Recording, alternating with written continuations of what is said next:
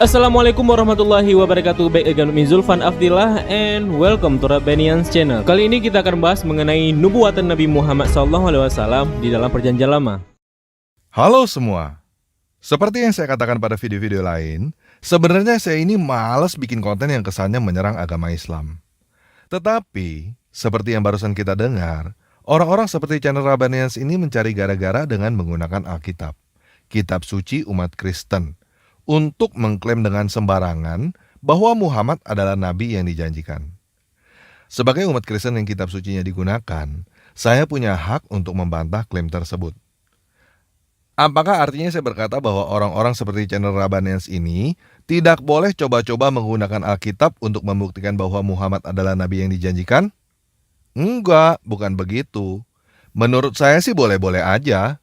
Tetapi jangan marah dong kalau saya juga menggunakan Al-Quran untuk membuktikan bahwa Muhammad bukan nabi yang dijanjikan. Kalau teman-teman muslim dipersilakan mempertanyakan Alkitab, kenapa saya tidak boleh mempertanyakan Al-Quran? Apakah kamu takut untuk mengetahui bahwa selama ini kamu dibohongin? Hah? Enggak. Kalau kamu tidak takut untuk mengetahui apakah selama ini kamu dibohongin, kenapa kamu tidak berani mempertanyakan Al-Quran? Kalau Al-Quran itu benar, seharusnya kamu tidak perlu takut untuk dipertanyakan. Jadi begini guys, pada video ini, saya akan menggunakan Al-Quran untuk membuktikan bahwa Muhammad bukan nabi yang dijanjikan. Dengan kata lain, saya akan menggunakan Al-Quran untuk membuktikan bahwa Al-Quran salah. Kalau kamu takut murtad, kalau kamu takut untuk mengetahui bahwa selama ini kamu dibohongin, lebih baik kamu berhenti nonton video ini sekarang. Karena semakin kamu nonton video ini, kamu akan semakin sadar bahwa apa yang kamu percaya selama ini adalah kebohongan, dan kamu akan murtad. Jadi bagaimana? Kamu takut untuk mengetahui bahwa selama ini kamu dibohongin, atau kamu berani murtad untuk melihat kebenaran? Kalau kamu takut untuk mengetahui bahwa selama ini kamu dibohongin, silakan tutup video ini sekarang.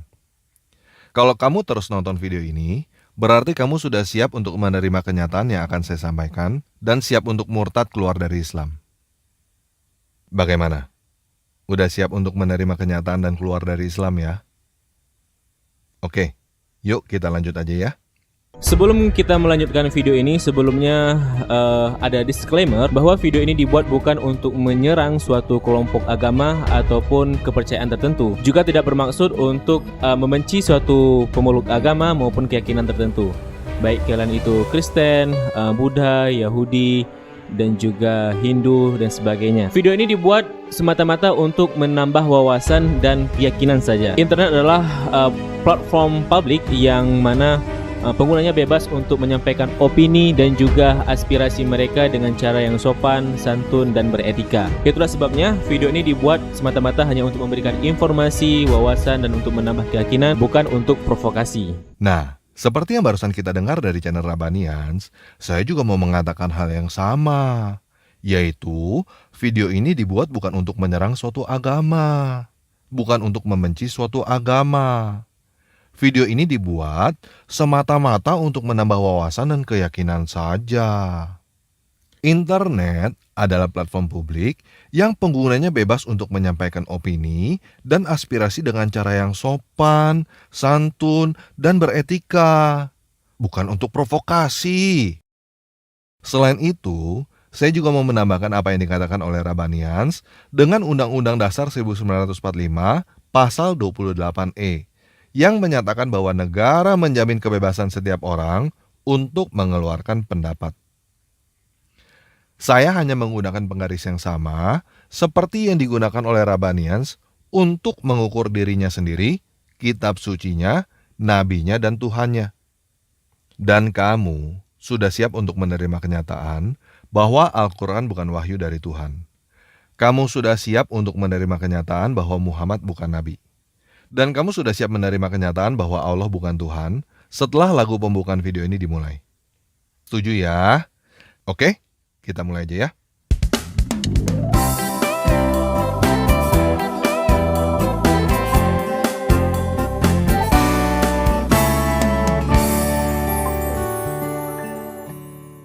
Mengenai Nabi Muhammad dalam Taurat dan Injil, sebagaimana disebutkan dalam surat As-Saff ayat 6, bahwa Nabi Muhammad telah diramalkan dan dinubuatkan dalam Taurat dan Injil. Itulah sebabnya kenapa aku termotivasi untuk membuat video ini. Nah, Rabbanes mengutip surat As-Saff ayat 6. Yuk kita baca bersama Al-Quran surah 61 ayat 6. Dan dalam kurung ingatlah, ketika Isa putra Maryam berkata, "Wahai Bani Israel, sesungguhnya aku utusan Allah kepadamu yang membenarkan kitab dalam kurung yang turun sebelum aku, yaitu Taurat, dan memberi kabar gembira dengan seorang rasul yang akan datang setelahku, yang namanya Ahmad," dalam kurung Muhammad. Namun, ketika rasul itu datang kepada mereka dengan membawa bukti-bukti nyata, mereka berkata ini adalah sihir yang nyata. Nah, pada video-video sebelumnya, saya sudah menjelaskan bahwa Isa yang ada di dalam Al-Quran bukan Yesus yang ada di dalam Alkitab. Karena Yesus yang ada di dalam Alkitab bukan cucu Imron. Dan semua orang tahu bahwa Yesus yang ada di dalam Alkitab lahir di kandang domba, bukan di bawah pohon korma. Jadi, siapa orang yang bernama Isa cucu Imron yang lahir di bawah pohon korma? Saya nggak tahu. Yang pasti, Isa cucu Imron yang lahir di bawah pohon korma itu bukan Yesus yang ada di dalam Alkitab. Apakah benar ada orang yang bernama Isa cucu Imron yang lahir di bawah pohon korma? Silakan pertanyakan Al-Quran. Jadi paham ya? Kalau ada teman-teman muslim yang merujuk Al-Quran surah 61 ayat 6 untuk berkata bahwa Yesus yang ada di dalam Alkitab bernubuat tentang kedatangan Rasul Ahmad, kalian salah alamat. Nah, sekarang kalian lihat sendiri bahwa Al-Quran berkata, Isa memberitakan seorang rasul yang bernama Ahmad. Benar ya? Kalian lihat gak ada tanda kurung di situ? Tanda kurung Muhammad. Apa artinya tanda kurung itu? Artinya, nama yang tertulis di dalam Al-Quran adalah Ahmad, tetapi dikoreksi oleh manusia menjadi Muhammad. Kenapa nama yang tertulis di situ adalah Ahmad dan harus dikoreksi menjadi Muhammad oleh manusia? Yang pertama, apakah Allah salah sebut nama? Seharusnya Muhammad, tetapi Allah salah sebut nama sehingga menjadi Ahmad. Oleh sebab itu butuh dikoreksi oleh manusia dengan menggunakan tanda kurung. Yang kedua, yang Allah maksud memang Ahmad, bukan Muhammad. Umat muslim yang tambah-tambahin sendiri firman Allah dengan tanda kurung supaya cocok menjadi Muhammad. Padahal yang dimaksud adalah Ahmad. Siapa Ahmad yang dimaksud? Mungkin Ahmad Dedat, mungkin Ahmad Dhani, atau mungkin Ahmad-Ahmad yang lain.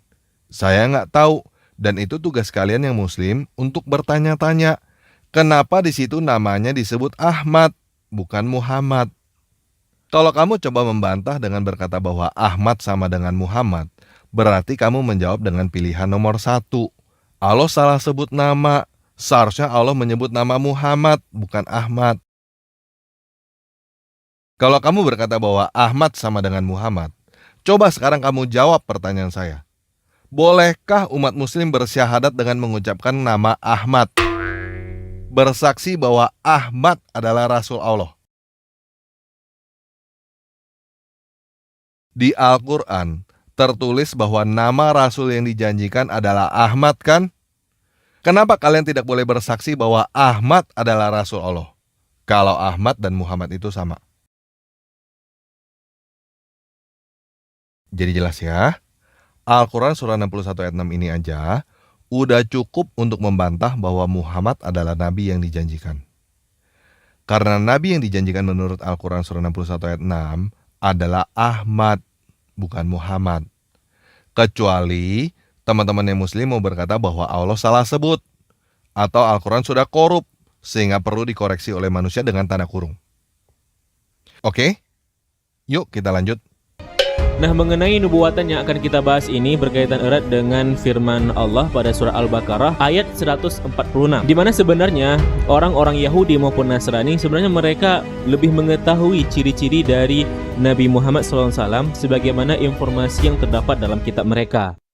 Nah, Rabbanes menyebut surah Al-Baqarah ayat 146. Yuk kita baca Al-Quran surah 2 ayat 146. Orang-orang yang telah kami beri kitab dalam kurung Taurat dan Injil, mengenalnya dalam kurung Muhammad, seperti mereka mengenal anak-anak mereka sendiri. Sesungguhnya sebagian dari mereka pasti menyembunyikan kebenaran, padahal mereka mengetahui dalam kurungnya.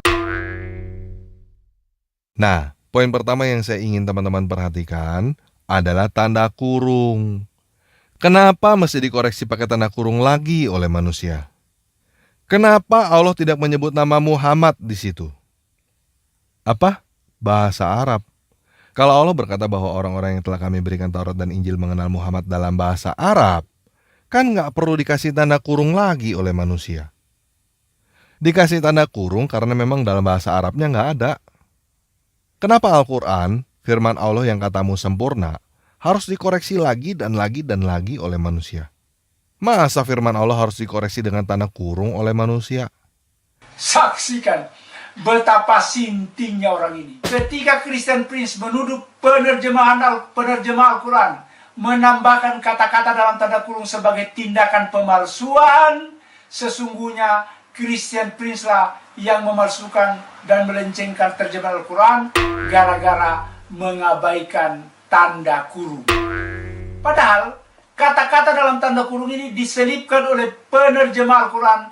Kata-kata dalam tanda kurung ini diselipkan oleh penerjemah Al-Quran sebagai benteng untuk melindungi dan menuntun siapa saja yang membacanya. Apakah Christian Prince mengerti ini? Dia tidak tahu.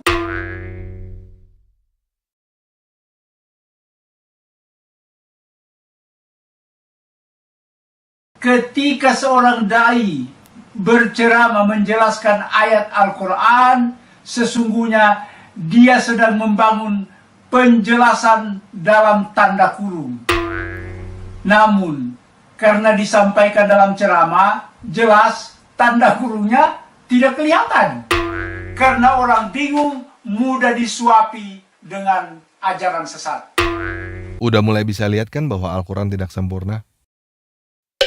Yuk kita lanjut bahas Al-Quran surah 2 ayat 146 ini dengan koreksi tanda kurung yang diselipkan oleh manusia. Kita anggap maksudnya seperti yang teman-teman muslim pahami. Orang-orang Yahudi dan Kristen mengenal Muhammad seperti anak-anak mereka. Betul ya?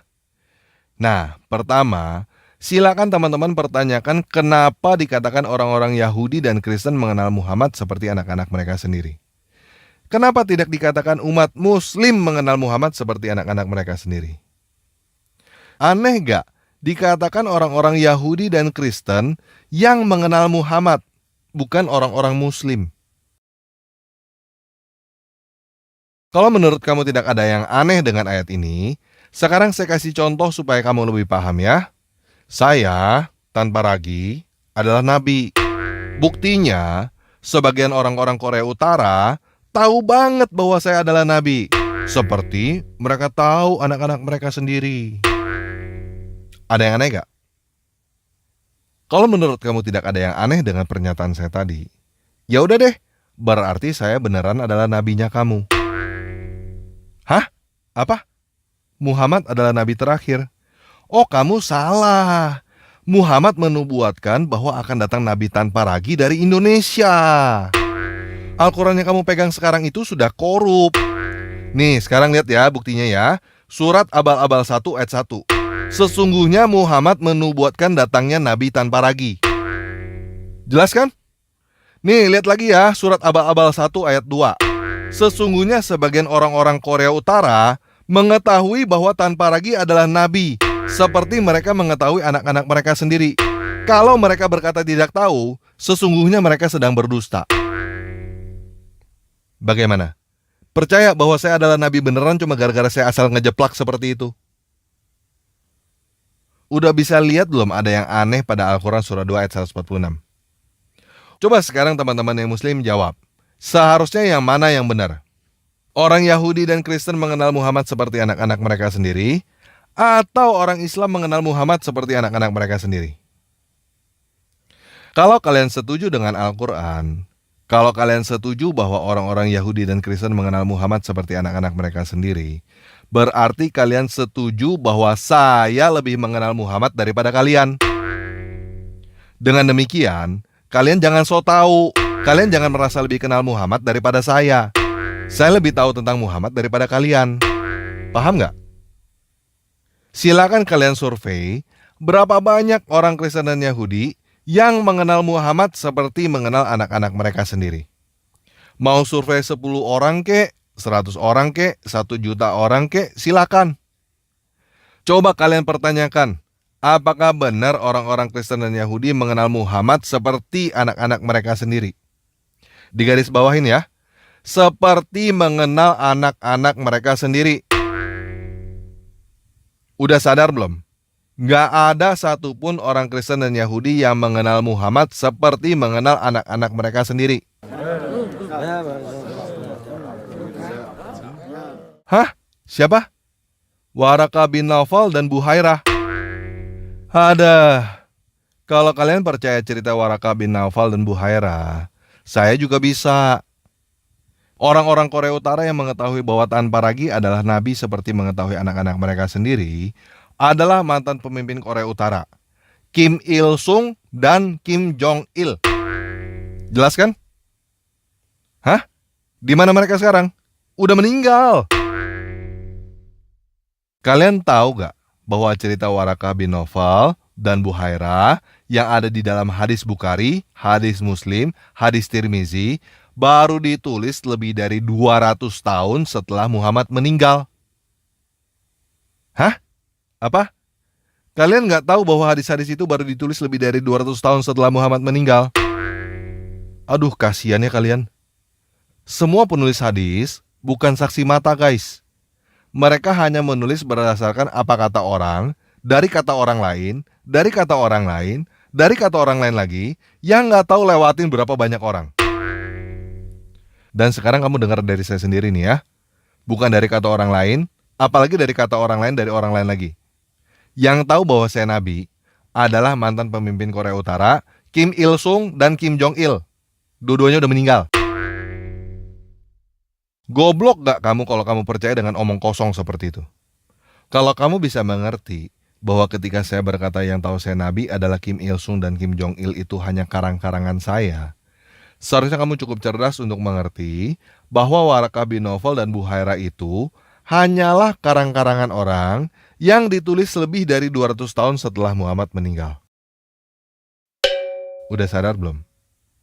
Kalau kamu masih belum sadar juga, kalau kamu masih mau ngotot berkata bahwa orang-orang Kristen dan Yahudi mengenal Muhammad seperti anak-anak mereka sendiri, sebagian dari mereka pasti menyembunyikan kebenaran padahal mereka mengetahuinya, ya sudah, sekarang saya ngaku deh. Saya kenal Muhammad seperti saya mengenal anak-anak saya sendiri. Muhammad adalah anak nakal, bukan nabi. Surat Abal-Abal 1 ayat 1. Sesungguhnya Muhammad menubuatkan datangnya Nabi Tan Paragi. Bagaimana? Masih mau ngotot berkata bahwa orang-orang Kristen dan Yahudi mengenal Muhammad seperti mengenal anak-anak mereka sendiri? Atau udah sadar bahwa tidak ada satu orang Kristen atau Yahudi pun yang mengenal Muhammad seperti mengenal anak-anak mereka sendiri? Kalau kalian sudah sadar bahwa tidak ada satu orang Kristen atau Yahudi pun yang mengenal Muhammad seperti anak-anak mereka sendiri, berarti kalian sudah sadar bahwa Al-Quran surah Al-Baqarah 146 itu salah. Kalau kalian sudah paham bahwa surah Al-Baqarah 146 itu salah, berarti kalian sudah paham bahwa Al-Quran itu bukan firman Tuhan. Jelas ya? Yuk, sekarang kita lihat lagi apa yang dikatakan oleh channel Rabbanians yang lebih tahu tentang Muhammad daripada orang-orang Kristen ini. Dalam kurung, karena channel Rabbanians ini lebih tahu tentang Muhammad daripada orang-orang Kristen, berarti dia sudah membuktikan bahwa surah Al-Baqarah 146 itu salah. Oke, jelas ya? Berangkat dari Al-Baqarah ayat 146, kita akan membahas salah satu kitab dalam Bible, yaitu Yesaya pasal 42. Sebelumnya saya terangkan dulu bahwa dalam Bible itu terdapat dua bagian. Yang pertama Perjanjian Lama dan yang kedua adalah Perjanjian Baru. Perjanjian Lama adalah Taurat, kemudian Perjanjian Baru adalah Injil. Nah, teman-teman dengar sendiri ya. Channel Rabbanians menyebut Yesaya 42 terdapat pada Perjanjian Lama. Perjanjian Lama adalah Taurat, Perjanjian Baru adalah Injil. Artinya, cuman ada dua kemungkinan. Channel Rabbanans ini nggak tahu tetapi sok tahu, atau dia berbohong. Ada 39 kitab di dalam Perjanjian Lama, dan yang disebut dengan Taurat adalah 5 kitab pertama. Yesaya bukan termasuk dalam 5 kitab pertama, bukan Taurat. Dan ada 27 kitab di dalam Perjanjian Baru. Yang disebut dengan Injil hanya 4 kitab pertama. Jadi, cuman ada dua kemungkinan. Channel Rabbanans ini nggak tahu, atau dia berbohong. Jelas ya? Nah, karena dia berkata bahwa nubuat tentang Muhammad ada di kitab Yesaya, bukan di Taurat dan bukan di Injil, berarti dia membuktikan bahwa Al-Quran salah lagi. Karena tidak ada satupun ayat di dalam Al-Quran yang berkata bahwa nubuat tentang Muhammad adanya di Yesaya. Al-Quran berkata bahwa nubuat tentang Muhammad adanya di Taurat dan Injil. Kenapa tidak ada satu ayat pun di dalam Al-Quran yang berkata bahwa nubuat Muhammad ada di Yesaya? Apakah Allah lupa kasih tahu bahwa ada nubuat tentang Muhammad di Yesaya? Atau Al-Quran sudah korup? Seharusnya ada ayat dari Allah yang berkata bahwa nubuat tentang Muhammad ada di Yesaya, tetapi sekarang udah nggak ada. Sekarang teman-teman udah paham belum? Klaim channel Rabbanans bahwa ada nubuat tentang Muhammad di kitab Yesaya hanya menunjukkan bahwa channel Rabbanans lebih hebat daripada Allah. Allah aja nggak tahu ada nubuat tentang Muhammad di kitab Yesaya. Paham ya? Yuk sekarang kita dengar lagi dia ngoceh apaan. Untuk membuktikannya, mari sama-sama kita kaji Yesaya pasal 42 ini. Pada ayat pertama menjelaskan mengenai nubuatan terhadap sosok rahasia ini yang sangat istimewa. Ayatnya berbunyi, "Inilah hambaku yang kudukung, orang pilihanku yang menyenangkan hatiku." Nah, hambaku dalam bahasa Arab dikenal dengan sebutan abdun. Hambaku yaitu hamba Tuhan dalam bahasa Arab disebut dengan Abdullah. Sedangkan orang yang aku pilih dalam bahasa Arab disebut dengan Mustafa. Dan orang yang aku senangi yaitu Tuhan senangi, maka dalam bahasa Arab disebut dengan Habibullah. Nah, ketiga-tiganya Abdullah, Mustafa, dan Habibullah merupakan nama lain dari Nabi Muhammad SAW. Oke, kata channel Rabbanans, Abdullah, Mustafa, dan Habibullah adalah nama lain dari Muhammad kan? Benar ya? Yuk kita baca lagi Al-Quran surah 61 ayat 6. "Sesungguhnya aku utusan Allah kepadamu yang membenarkan kitab dalam kurung yang turun sebelum aku, yaitu Taurat, dan memberikan kabar gembira dengan seorang rasul yang akan datang setelahku, namanya Ahmad, dalam kurung Muhammad." Namanya siapa di situ? Ahmad. Bukan Abdullah, bukan Mustafa, bukan Habibullah kan? Jadi, klaim channel Rabbanans bahwa kitab Yesaya menubuatkan Muhammad membuktikan apa lagi? Membuktikan bahwa Al-Quran salah lagi. Mestinya, di Al-Quran tertulis bahwa Nabi yang dijanjikan bernama Abdullah, Mustafa, atau Habibullah. Ternyata Al-Quran tertulis namanya Ahmad. Coba dong kalau ada teman-teman muslim yang kenal dengan channel Rabbanans ini, tolong tanyakan kepada dia ya. Boleh gak sih umat muslim bersyahadat dengan bersaksi bahwa Abdullah adalah Rasul Allah? Atau Mustafa adalah Rasul Allah? Atau Habibullah adalah Rasul Allah? Oke, tolong tanyain ya. Yuk kita lanjut sedikit lagi ya. Oke, jika penjelasan Yesaya 42 ayat pertama ini terkesan agak sedikit memaksa. Hah? Apa? Sedikit memaksa. Oh, sedikit memaksa. Nah, begini guys. Saya sudah taruh link video Rabbanans di deskripsi video ini buat teman-teman yang mau nonton video Rabbanans sampai habis. Dan saya sudah melihat argumen channel Rabbanans sampai selesai. Isinya cuma sedikit memaksa doang. Cuma sedikit memaksa dengan berbagai ilmu cocokologi supaya Muhammad dinubuatkan di dalam Alkitab. Yang pertama, dia tahu bahwa Yesaya adalah salah satu kitab para nabi, bukan salah satu kitab Taurat. Tetapi dia berbohong dengan berkata bahwa Perjanjian Lama adalah Taurat. Yang kedua, dia memaksakan 3 nama, Abdullah, Mustafa, dan Habibullah, untuk berkata bahwa itu adalah Muhammad. Dengan demikian, dia 3 kali berkata bahwa Al-Quran salah, karena Al-Quran berkata namanya Ahmad. Yang ketiga, dia cuma mengeluarkan argumen bahwa Yesaya 42 bukan bernubuat tentang Yesus dan memaksakan bahwa jika bukan Yesus berarti Muhammad. Begini guys, dari tadi kita belum baca Yesaya 42 sedikit pun kan? Entah Yesaya 42 itu bernubuat tentang Yesus atau bukan, tidak membuktikan bahwa Yesaya 42 adalah nubuat tentang Muhammad. Nggak ada hubungannya guys. Kamu mengeluarkan argumen apapun untuk membuktikan bahwa Yesus bukan Tuhan, tidak menjadikan Muhammad adalah Nabi. Ngerti gak? Kamu mengeluarkan argumen apapun untuk membuktikan Kristen salah, tidak menjadikan Islam benar. Ngerti gak? Sampai detik ini, saya tidak melihat ada kebenaran apapun di dalam Islam. Seluruh isi ajaran Islam hanyalah mempertanyakan Kristen. Semua orang Islam yang saya tahu, bisanya cuma menghujani orang Kristen dengan pertanyaan-pertanyaan dan tuduhan-tuduhan.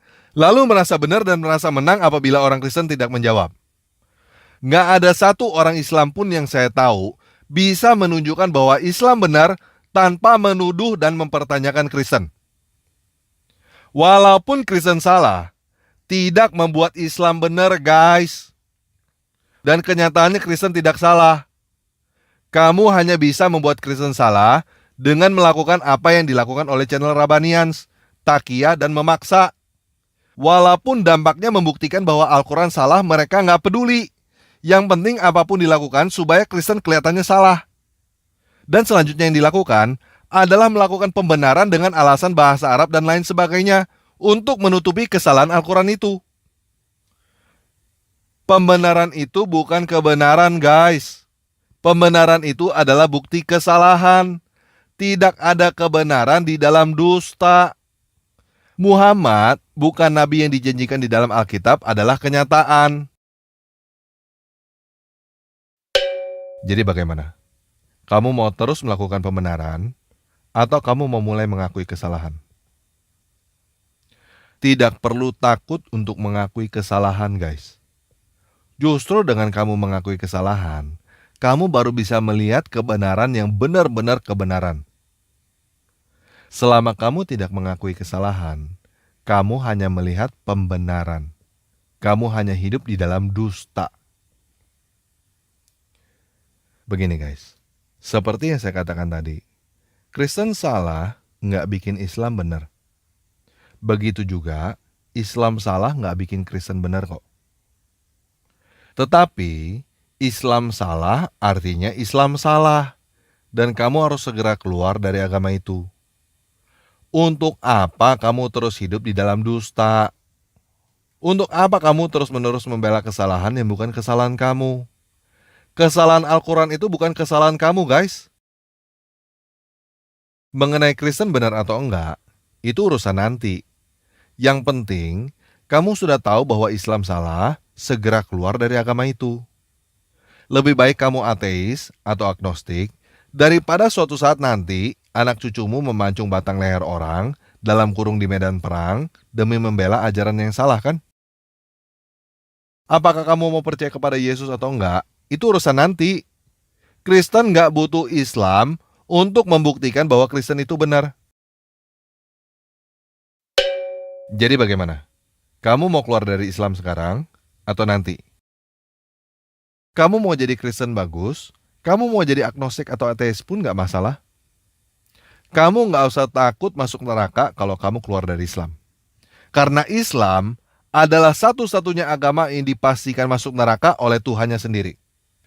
Tidak ada agama lain di dunia ini yang dipastikan masuk neraka oleh Tuhannya sendiri kecuali Islam. Bagaimana? Kamu punya alasan apa lagi untuk tetap di Islam? Coba pikir. Semakin kamu pikir, semakin kamu nggak punya alasan untuk tetap beragama Islam kan? Nah, kalau kamu udah nggak punya alasan untuk tetap beragama Islam, silakan tulis saya keluar dari Islam di kolom komentar di bawah video ini ya.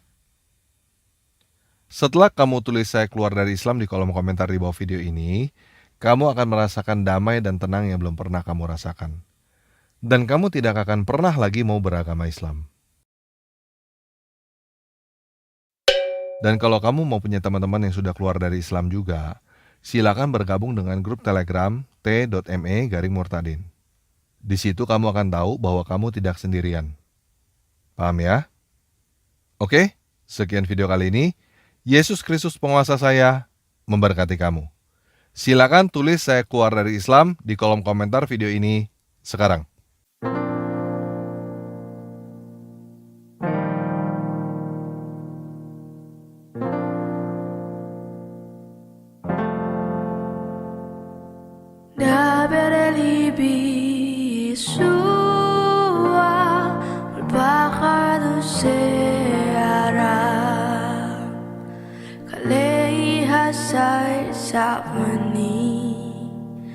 Hasebi selo etbab Mili masih ko pasar Mili me fio diva Debere libi sua Tabekir bisalfa Berbicaralah Yesusku di bawah sayapmu, Kaulah tempat berlindungku yang menghapus tangisku. Kata yang di kesembuhan, kata belas kasihanmu, berbicaralah Yesus. Padamu ada damai.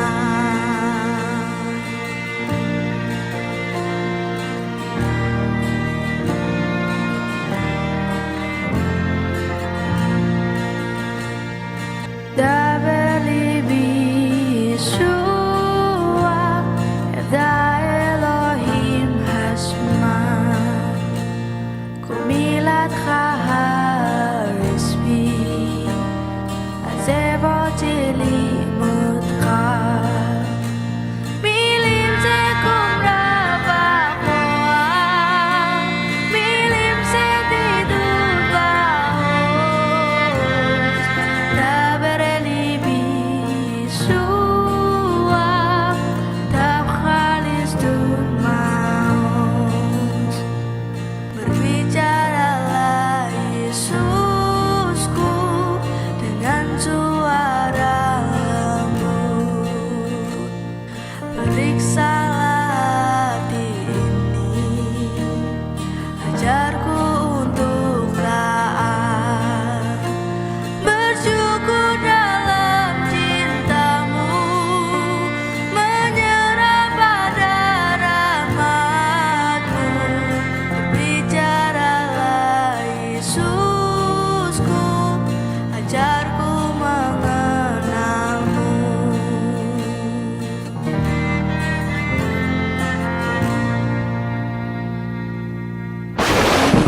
Bicaralah Yesusku di tengah badai topan, gelombang laut menerpa, kami akan tenggelam.